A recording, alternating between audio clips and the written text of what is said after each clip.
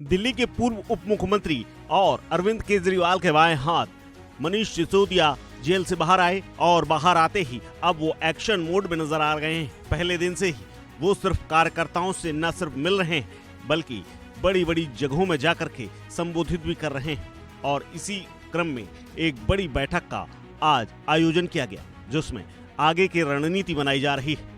दरअसल मनीष सिसोदिया कुछ ही महीनों में होने वाले दिल्ली विधानसभा चुनाव के आकर के कमान संभाल चुके हैं। इस सिलसिले में अहम बैठक हुई जिसमें विधानसभा चुनाव को लेकर के सभी पार्टी के नेताओं से उनका फीडबैक मांगा गया और आने वाले चुनाव में नई रणनीति के लिए इस बैठक को बेहद खास माना जा रहा है। आपको बता दें, दिल्ली में विधानसभा चुनाव अगले 6 महीने के अंदर होने, ऐसे में पूरी आम आदमी पार्टी कमर कसती हुई नजर आ रही है।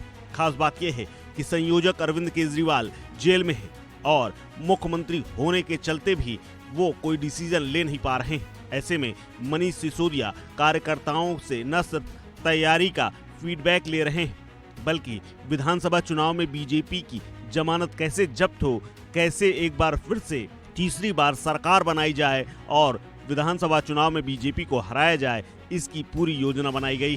गोपाल राय ने इस मौके पर कहा है कि मनीष सिसोदिया की जमानत अगले विधानसभा में बीजेपी की जमानत जब्त कराने के लिए काफी है। मनीष सिसोदिया की जमानत इस बात का ऐलान है कि तानाशाही कितना भी मजबूत क्यों ना हो, पराजित होती है और सत्य की जीत देर से ही सही लेकिन जीत मिलती है। वहीं दूसरी तरफ मनीष सिसोदिया ने भी बीजेपी को चुनौती देते हुए ललकार दिया है। उन्होंने कहा है कि बीजेपी को मैं बताना चाहता हूं कि वोट ढूंढते रह जाओगे, आज से ही हमें लगना होगा।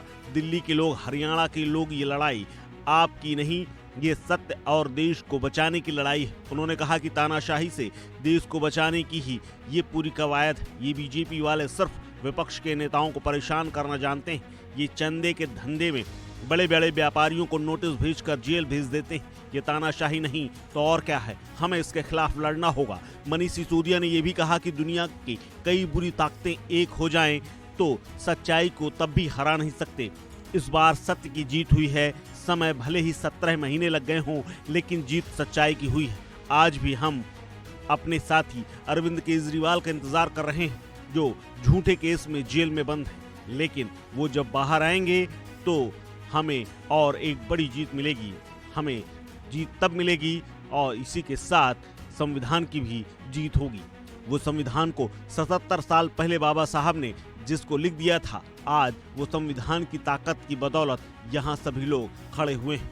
मनीष सिसोदिया ने बकायदा ये भी कहा कि बीजेपी के पास तोड़ फोड़ करने वाले विशेषज्ञ हैं और आपके कार्यकर्ता जमीन पर काम कर रहे हैं। अरविंद केजरीवाल कई महीनों से जेल में हैं, लेकिन आम आदमी पार्टी का काम कतई नहीं रुका है और दिल्ली वाले जानते हैं कि आम आदमी पार्टी ही वो पार्टी है जो दिल्ली का काम करती है और दिल्ली में अपनी पैठ बनाए हुए। देखिए, जब से मनीष सिसोदिया जी 17 महीनों के बाद जेल से घर लौटे हैं, पूरे के पूरे पार्टी कैडर में, हमारे नेताओं में और दिल्ली की जनता में ऐसा जोश दिख रहा है कि सड़क पे रोक रोक के लोग कह रहे हैं सर मुबारक हो।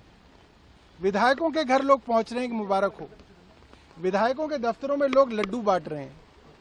ऐसे जोश के अंदर आज मनीष सिसोदिया जी के घर पार्टी के तमाम बड़े नेता आने वाले विधानसभा चुनाव में किस तरीके से भारतीय जनता पार्टी की जमानत को जब्त करना है, इसके बारे में चर्चा करेंगे।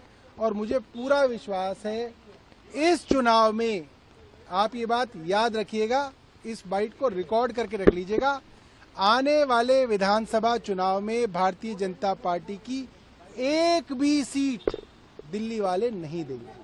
इस खबर में फिलहाल इतना ही। अपडेट्स के लिए बने रहिए वन इंडिया हिंदी के साथ।